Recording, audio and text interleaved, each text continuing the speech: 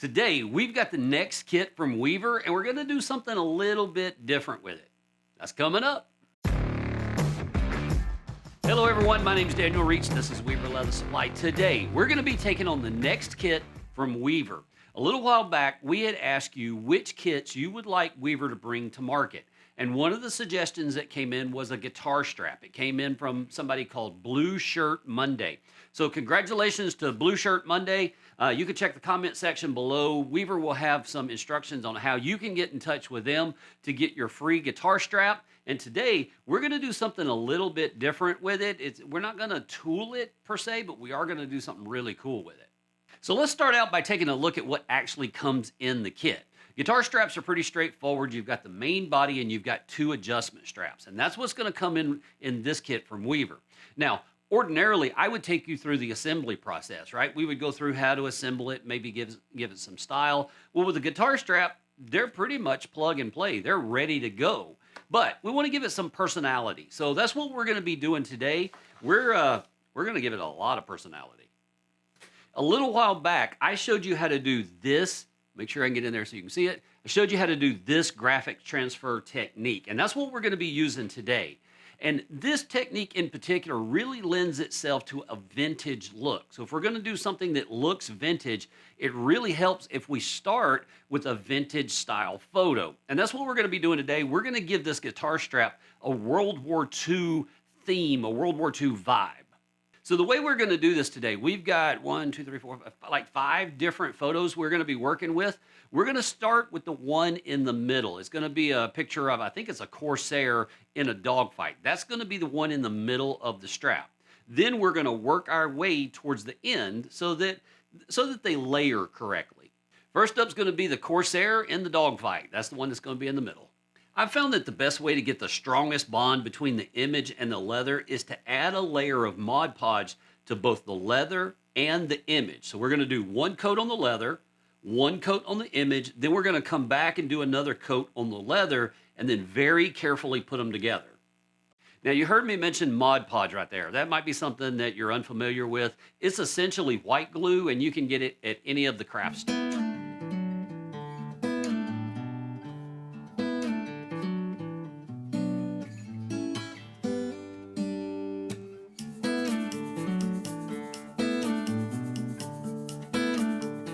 As we put the image on the leather, you want to be really careful. It's really prone to tearing at this point just because it's so wet. So once you've got the glue on both sides and you've put it together, you want to carefully go in and work out any bubbles or wrinkles that you may have introduced to the project. But you want to be super careful with it. This paper is so wet at this point, it's very easy to tear. And then not only do you have to start over, but you got a mess on your hands. So just be real careful as you're working those bubbles and wrinkles out of the paper. That way we get a really good bond and we don't tear it. Once we've got it together, we've got all the wrinkles and bubbles worked out, now it's time to let it dry. You can either set it aside and let it dry overnight, or you can do what I do and hit it with a hairdryer or a heat gun. If you use a heat gun, be very careful because you can really cook the leather, and that's not what we're trying to do here. Typically, when I use a heat gun, it doesn't take much more than about 30 to 45 seconds to get that glue nice and dry so that it's bonded the two together. And the way you can tell if it's dry enough, if you put your hand on it, it shouldn't feel cool to the touch. It definitely shouldn't feel damp, but it shouldn't feel cool to the touch. So I mentioned earlier that we did a different video that really goes through this technique. If you have questions about what kind of printer to use, how to do it with the paper, any of that kind of stuff, I'm going to point you back to that video because we go through it in detail.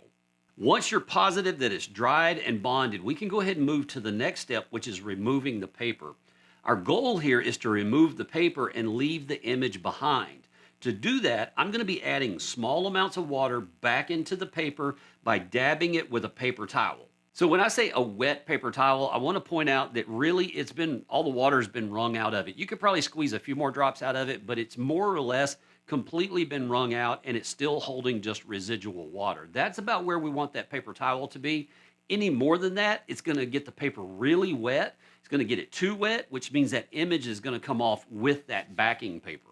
That first pass with the wet paper towel, you can wipe across the paper, but after you peel off that first layer, we want to stick to the blotting technique. Wiping tends to remove ink, which means you're going to end up with a faded image.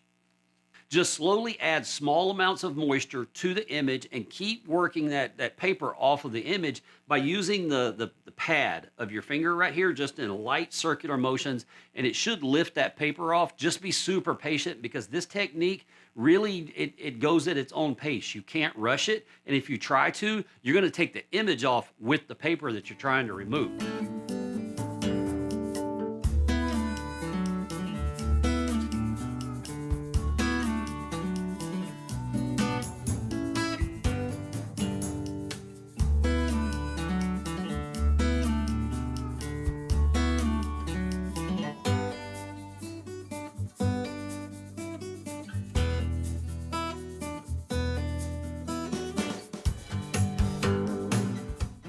One thing that seems to work really well is drying the paper after every pass. So take off as much as you can, dry it again, then make another pass, adding more moisture and removing the paper. By drying it in between passes, we can make sure that we don't over wet or saturate the image, because when that happens, like I said before, the image comes off with the paper, and that's not what we want. Once we finish that first image, we can move to the next one and then just repeat the process. So one thing I didn't mention is that these glue spreaders from Weaver work fantastic to spread the Mod Podge on the leather and on the paper.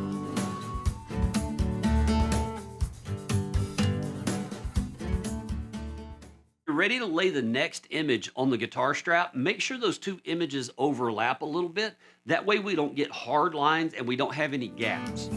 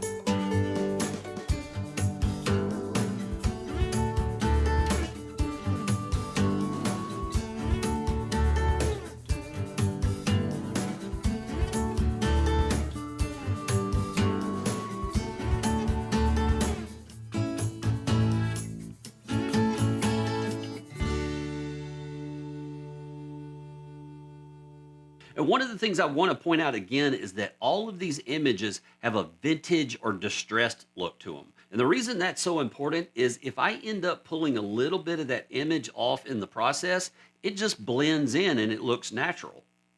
We're just going to continue to repeat that process until the whole guitar strap is covered with the images that we picked out.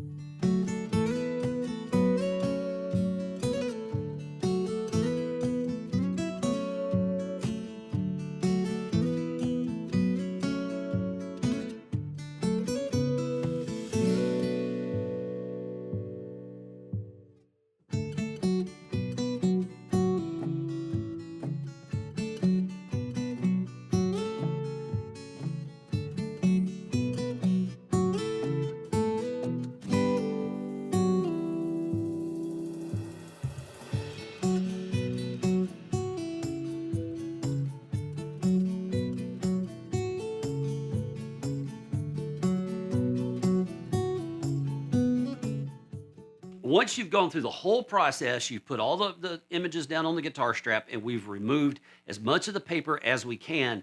A lot of times, most of the time, you're still going to have a little bit of a hazy, cloudy look when it dries. And that's because there's a little bit of a paper residue still left on there. It's just impossible to get it all off. But you don't have to worry about that. We can make that go away with the spray sealer. Rust-Oleum, Krylon, any of that kind of stuff will work just fine. I've used leather sheen. It works really well. You just want something that's got a gloss to it. The glossier, the better. That's really going to help brighten those colors back up. So one thing I want to mention real quick, and that is if you're looking for like a glass finish on this thing, you want a perfect glossy glass finish to the project, this might not be the technique for your project. And the reason for that, we just talked about how a little bit of that paper residue is left behind. Some of those fibers are still in there. Well, when you seal that, those fibers don't disappear. They stay in place, which is going to give it a little bit of a texture. And I'm going to hold this up. I'm going to look at my monitor, see if I can give you a good look at it. If you look, you can see a little bit of texture right in through there. Well, that's those fibers on the paper, and that's just part of the process. It helps with the vintage look. So that's something you have to be okay with if you're going to use this technique. So with that done, we can go ahead and move to those adjustment straps. And I really like the idea of them being blue. Now, ordinarily, I would go in and I would dye them blue, seal them, burnish the edges, and call it a day. But I'm all out of blue dye, so we're going to be painting them blue. I'm going to use Angelus Blue. And once it's painted, we're going to seal it. I'm sealing it with Tan Coat. You can seal it with your favorite sealer that won't strip paint off because, that's always bad.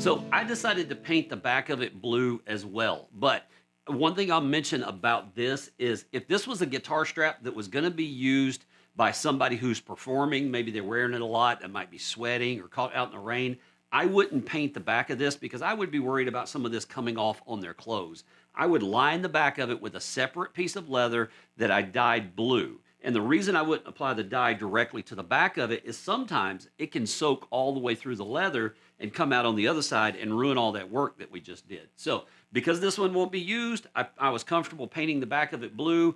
If it was going to be used, I would take a separate piece, dye it blue, glue it, and stitch it to the guitar strap. With that done, all that's left is to burnish the edges, and we're ready for the final results.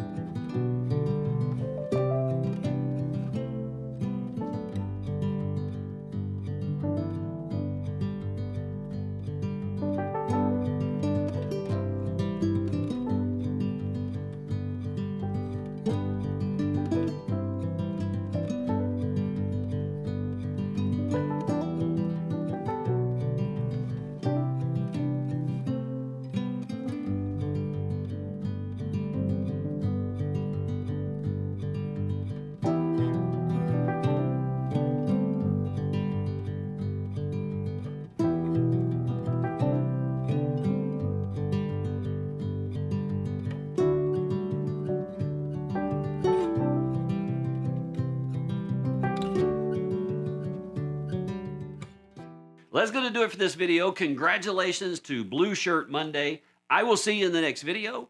And in the meantime, go make something amazing.